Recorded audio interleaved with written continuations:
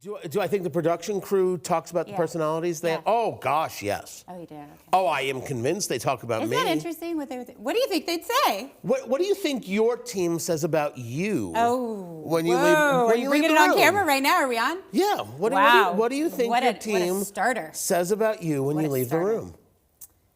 Wow. They probably say, "Is she tired? Right. Do we need to give her a break?" This running for office stuff, it's not for the faint of heart. Not at all. Not at all. It's not just that we're running for office, right? It's that we're running for office in 2024. After we've had really just a breakdown in our nation, and people aren't trusting, and the people on the ground are upset, disenfranchised. They're angry. And so it's not politics as usual at all. And the people that are playing that way are making a big mistake.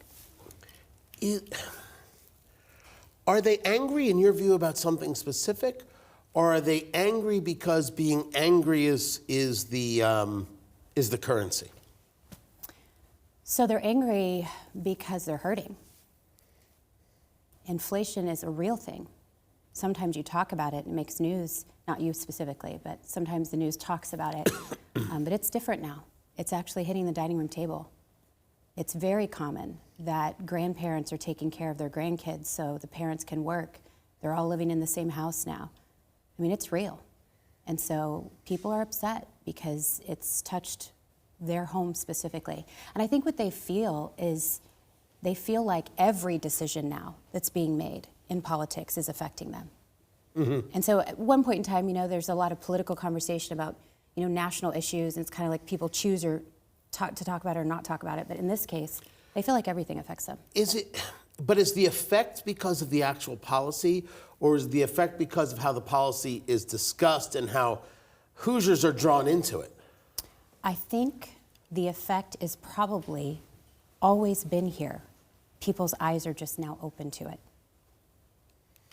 So you're traveling the state. You're hitting all the counties. Yeah.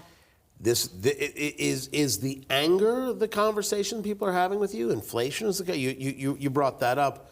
Rank them. What are the top three? What are the top three things that? Oh, that's a good question. That you hear. Yeah. So I would say the first thing that I hear is, are you in politics or have you ever been in politics? And I say no. And they say, a lot of them. Okay, well, we'll just vote for you. I mean, it's that simple. I actually caution on that because I'm not a politician. I'm not interested in being one. And so when I talk about being governor of the state of Indiana, I say, I have to restore the power back to the people because it's the safest there. What are we doing if we get into office and then everybody just goes and does their own thing? Like, that's not the goal. And so, it's a building of a relationship, right? It's building trust. But I would say the first thing that they ask about is, am I a politician? And then the second thing they ask about is probably property taxes. They just feel like they're being taxed so much, and it's affecting their families. And then the third thing is probably immigration. So I really could go back even a little bit forward, but I'll start with the property taxes because it is on my list of questions. I mean, it's everywhere. It's a constant conversation. Mm-hmm. What happened to Hoosiers this past year is considered by them downright abusive. Yeah. And so the question is, you're the governor of the state of Indiana. Yeah. What is your plan for them? And I'll give you the follow-up now. Mm-hmm. You have Hoosiers on a fixed income. You have veterans. Right. Is there a moment where they stop paying property taxes? Is there a moment where we say, you own what is yours and that's it, we're done, thank you, good night? I think it's a conversation that needs to be had for sure. But what do you do for the people who have been hit by these jumps in valuations and therefore jumps in property taxes? Right. Right. So the referendums, right? The reality that we've got schools that are finding a way through the loopholes and are charging now so much for whatever reasons they're giving for taxing the people. This is what I say. On May 7th, everyone's going to vote for Jamie Reitenour for governor. And on May 8th, we're going to do a 92 county tour. And we're going to call the county and the trustees to the table, and we're going to have a conversation on the ground. and we're going to find a solution, and we're going to make sure that every person is a part of the conversation where there can be accountability, and then we're going to take that solution, we're going to pitch it to the State House. I think people are wasting their time if we're just talking about legislation that's going to be passed. We need more than that. We need pressure. We've got to have pressure from the ground. It is that day and age where you are going to have conversations for years about what we should do. You don't think that members of the General Assembly have been feeling pressure, phone calls from constituents saying, "What in the bloody heck Oh, they're getting those. is this?" They're getting those. So isn't that pressure? I would hope it would be, but it's not. Let's be real. Let's look at SB1. Let's look at the pro-life conversation. I mean, you probably don't get more pressure than that. And still, whenever that came through, it wasn't the same as what people said it would be. I don't know what's happening to the political class. I do not understand. I can tell you this. I have had people on this journey that literally have said to me, you got to watch out for this person. You're going to have to kiss that person's ring. Someone actually said to me out loud, you're going to have to kiss this person's ring. I'm like, what are you talking about? Where are you from? Like, I don't even know who that person is. I'm definitely not doing that. And now they're on a whole nother list. Like, what are we talking about here? Are you afraid? Am I afraid of what? The political class has developed an elitist attitude in this state, and it's dangerous. And the reason it's dangerous is because it's Hoosiers. They're good people. And I think for a long time, they haven't even noticed what's been representing them. And now their eyes are open, and they're upset about it. Your job as a politician is to represent the people that put you into office. That's not happening. How many kids? 5. 5. Yes. Why are we running for governor? So 6 years ago, I was in downtown Indianapolis, and I got a whisper over my heart. The Lord just said to me, you're going to be the governor of the state of Indiana. And I took that and I put it on the shelf because that's a really big deal. And I prayed about it through COVID. COVID was wrong. What happened was wrong in many ways. Prayed about it through COVID, and then came out of COVID, and my husband and I, we actually were in court. We just filed an appeal brief today, and it's a tough situation, and it had to do with our home, and so it was very personal. And we just asked, Lord, why are we going through this? And I just told my husband, you got to step back and just remember that, everything goes through his hands. And in that moment, we just rededicated our family to the Lord. We said we're going to plant our roots in the state of Indiana. And at that time, that calling came off the shelf. It's kind of like a heater. A cold winter day, you go out to those restaurants, they have the heaters.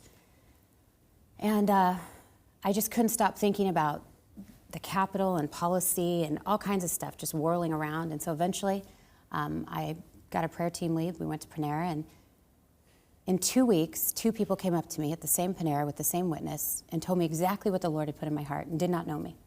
And so one woman came up and said, what does the Lord have to say to you in Panera? And I struggled with it. And then she said, the Lord's put a love in you that's more than just for your family, and you need to follow that love. It's a love for the people. And the next week, older black gentleman comes in, and he says to me, people don't know how much the Father loves them. He gave his son. And then he said, the Lord has a calling on your life. You need to let your past go. You need to walk in that calling, and you need to allow the Lord to renew your mind, that you might approve the pure and acceptable will of God. And he walked out of Panera. As a matter of the idea that politics is a calling, that running is for a calling, that's a story. Yeah. As a matter of policy, how does that translate into better Hoosier lives? Tony, the church, Big C church, so not like the small churches that are inside buildings. The Big C church, getting involved in what's happening in our nation is the best thing for the United States of America. We are in a time right now where there is a big iron door that has ushered people in, that is constantly saying, don't worry, we can pay for that. It's creating a crazy cycle in our nation where literally every time people come in and have something paid for, it's just taxing the middle class, and that tax is getting harder and harder, and it's ushering in a poverty, and it's very real. Who's going to stand in front of that iron door? Who's going to do it? Who can do it? You have to really think about the church, Big C church. We're not in walls. Like, walls are good for what we do on Sunday morning, but in a lot of ways you could argue that walls can easily become religious. I'm not talking about religion. I'm a Christian. I love Jesus. There's many people that love Jesus. We are every tongue, tribe, and nation. What this nation needs is the church, because the church can stand in front of that door. I tell people all the time, you want to talk about lowering taxes? You want to talk about lowering spending? Let me tell you how to do that. You've got to take care of the poor.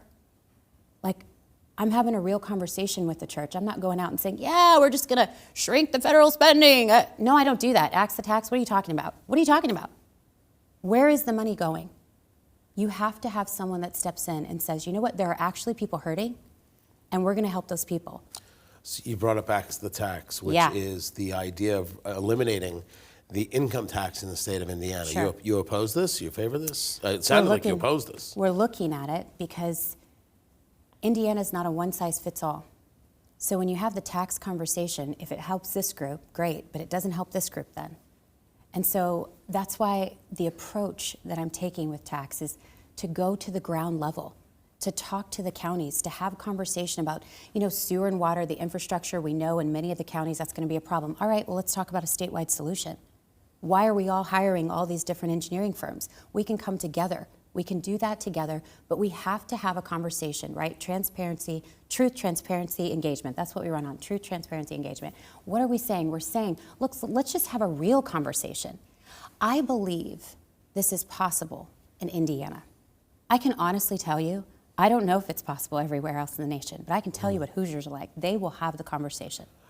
But you said this regarding property taxes. Yeah. And you started with an interesting philosophy. First, vote for me, then we'll get on to it. I mean, that's what you said. They're going to vote on May 7th. That's what they're going to do. Right? But you said first vote for me, then we'll get on to it.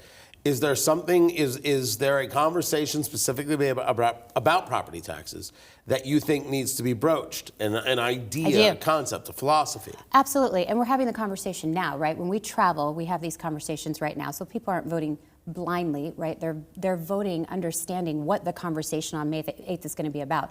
I just don't have the time right now to go around to 92 counties and have that conversation, because that's a strategy. If I were to do that right now, I would miss the mobilization game, and the only way you win in politics is with tons of millions of dollars or with a miraculous ground game. So that's the one I'm working on. So I can't do the 92 counties right now. But right now, I tell people, yes, is there a conversation to be had? Absolutely. We have to talk about the schools. We have to talk about how much money we're spending there. And we have to talk about how that's actually affecting the community. People that are in politics need someone that's looking them in the face, that's in the same arena, that's saying, look, we've got to do something about this. This is serious. I'm telling people right now, look, the national political conversation is great to have, but the people are genuinely hurting. It is a thing. It's amazing to me that whenever we get on a stage and we're talking as Republicans, that they're so distant from the people. It drives me nuts. It's actually very hard to concentrate when I'm up there and not get offended because of the way that they talk to the Hoosier people, as if we owe them something. Like, what are you talking about? These are our families. And they've come in and they've taken advantage of our families, and we're seeing it now. Look, before we weren't paying attention. Shame on us, that's our fault. But we are now, and so things will change. You brought up education. Yes. Is education a public good, or is education a consumable product? Education is absolutely necessary. You have to have education. Knowledge. Knowledge is important. If you don't have knowledge, where are you going in life? One of the reasons why we see so many inner cities that are struggling is for lack of education.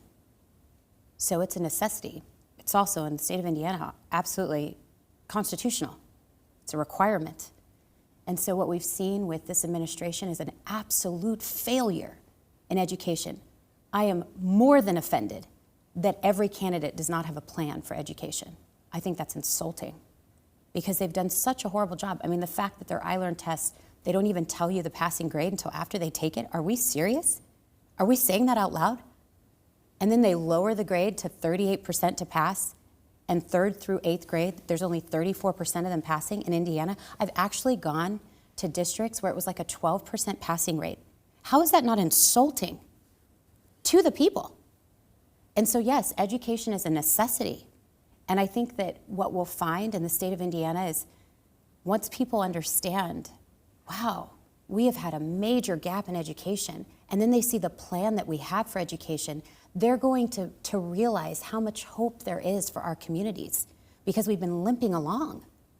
So in this plan, going back to addressing my question, if we're getting 12% competency or passing rates, or Right. 38%, you mentioned a couple of numbers there, which I assume you can back up. Oh, yeah. It's an argument of, well, then government-funded education doesn't work. So we would look at government creating education or engaging education as a public good, as opposed to, I'm the parent and I want to be able to find the best education for my child, and therefore I'm looking for a product that will satisfy that. That's the question. Which one? And I'm not arguing it's necessity. I'm arguing from which angle it should come. How do you make, as governor, education better? Okay, so there's two things there. There's really both. There's really two roads. And there's a reason for it. So there's the first, which is that parents absolutely should have a choice as to where they're going to put their kids and what kind of education they're going to get. But then there's the other reality, that if we were to turn the entire system into that, you have many parents that they themselves are not educated, and they're just looking for a better life for their kids. And so you have to have both. Both choices have to be available, and that's what the Constitution really allows for. What's the plan? The plan is very simple. We say to those that are making the choice, great, make your choice, do well. When it comes to our public education, we are simply saying K through 5, we're going to focus on the core subjects. 6th grade, so no technology, K through 5, no technology. 6th grade, we introduce AI. From this perspective, we're saying to the private sector, we're saying to all the professionals, we want you to come in and we want you to say, within like 30 minutes, how has AI affected your business?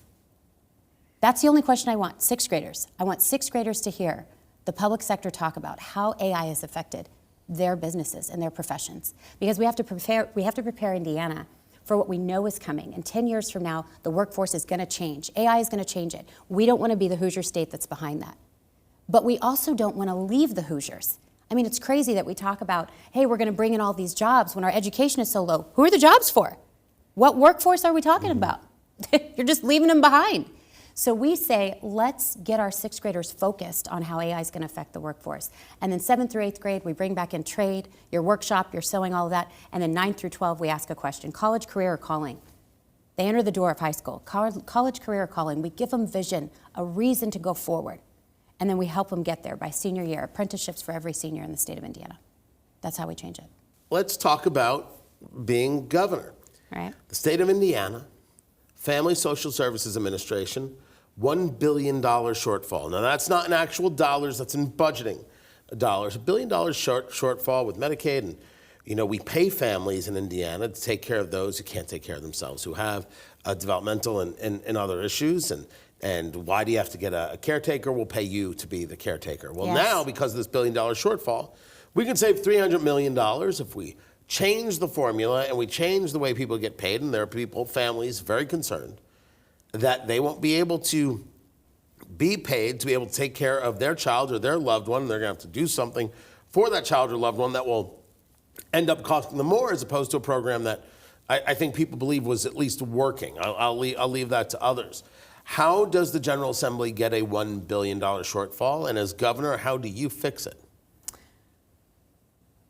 I have no idea how politicians get a $1 billion. We're saying billion, by the way, not million. No, $1 billion with a B. billion shortfall. No idea how they did that. How do we fix it? Well, we've got to go in and examine the numbers. This is an interesting conversation. We've looked at the budget. It's not what we're going to see when we get on the inside. It's not easy to get that information, so I can't.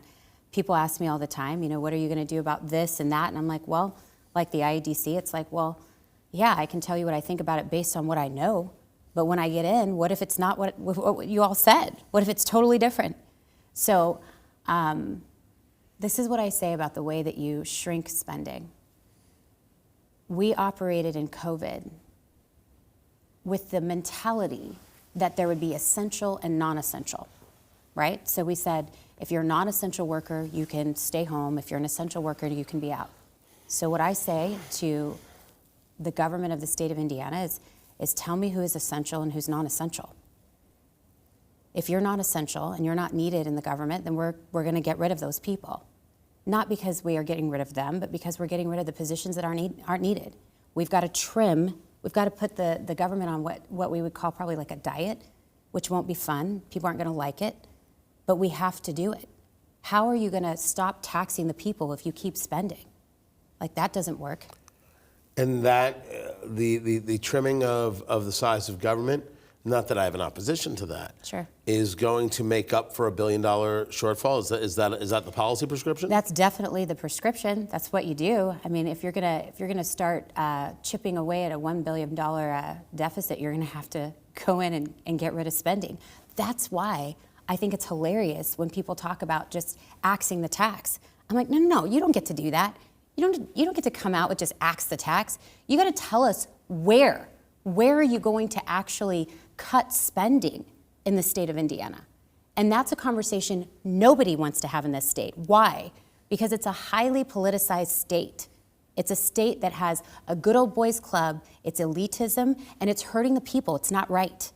When I look at it, I say it from this perspective.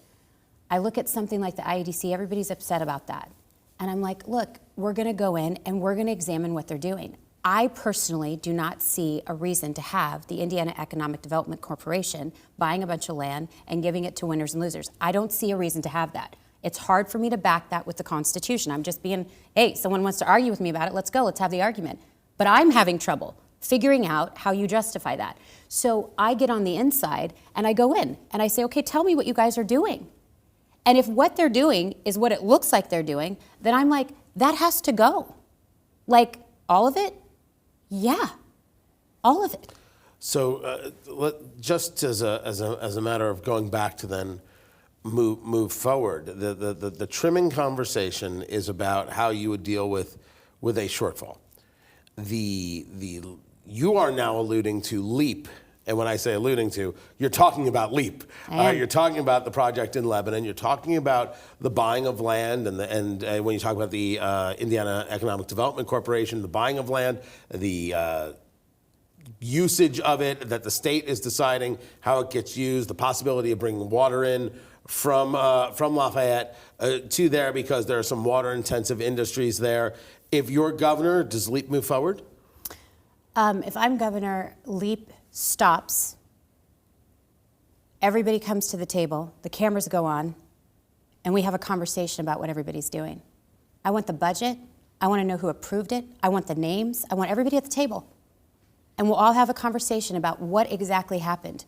When did you decide this? What companies are involved in it? And then after we have that conversation, we're going to go behind closed doors, we're going to look at all of the information, we're going to come right back out in front of the public, and we're going to say, this is what we know. And because this is what we know, we do not see a reason to still have this department, so we are ending this department. That's if it is what it looks like. So again— What does it look like to you? Yeah. I was sent a bunch of the salaries, over $200,000. I mean, I'm like, what? It looks to me like a group of possibly, in the beginning, well-meaning people, possibly, that had an idea, if we invest money here, maybe we can spur on jobs. And it went from invest and spur on jobs to picking winners and losers. And that is not capitalism. And that hurts the private sector. And that taxes the people. And that is wrong. It's gotten out of control. There's other candidates that are saying the same thing that have even worked in the IEDC, and they're saying it's gotten out of control. Here's my issue. If you just say it's gotten out of control, what does that mean that you actually do? I'm actually saying, like, we might need to get rid of it. Why? Because I don't want it around when I'm governor. Why? Because anything that's left there is going to be my fault. I mean, that's the reality. If you come in and you leave this much room, your name is right there on that room. And so I just think of it this, let's just keep it super simple. If it's not good for the people, let's not have it. The IEDC, you that would be axed by you. That's gone in a Reitenour administration. If the IEDC is what it looks like, which is people investing taxpayer money to buy Indiana property for the sake of giving that property to certain companies, yeah, that wouldn't be allowed. That's not me. I don't think it's Indiana. I don't think it's Hoosiers. I think Hoosiers say, hey, how about you give us back our money and we'll figure out where we want to invest it? I think that's more the Hoosier way. I have no gotchas. I don't play in gotchas. My entire career, I've never played in gotchas. But let's talk about the knock on you. Oh, great. There's a knock on everybody. What is it? Tell me. Knock on Jamie Reitenour. Yeah, there is, I'm sure. Absolutely no one knows who you are. And this is a fool's errand. What say I? I love it. So, in the Bible, there's a great story about Esther. Esther comes on the scene only because Queen Vashti is removed. And so, from a biblical perspective, we might say that this is a Queen Vashti moment. Right now in politics, the Republican Party, the different candidates have really stretched it thin, so there's many of us running. And it's a perfect opportunity for the church to be heard in the state of Indiana. And this is what I want to say about that. Since when did church become a bad thing?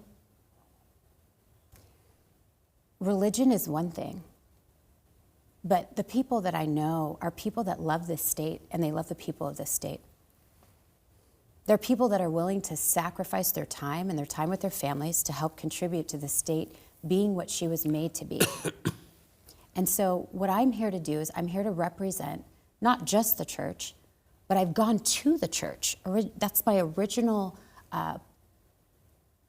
place that I stopped at before I came to the people of Indiana, because I'm actually interested in a solution for the people of Indiana. And I'm telling you, from a nationwide perspective, if you don't have someone stand in front of the government, what are we all talking about? We're just all having conversation if you don't have someone that stands in front of the government and says, you can stop paying for everyone. We are going to come up with a solution. In Scripture, you could use really the Boaz principle, right? Where he cuts the corners of his field for those that were in need. And so I went to the church so that I could say to them, look, I'm really serious about shrinking government. This is going to happen. You better prepare for that. And so this is the exciting thing. The exciting thing is that as I've journeyed and these doors have opened, which my life is radical.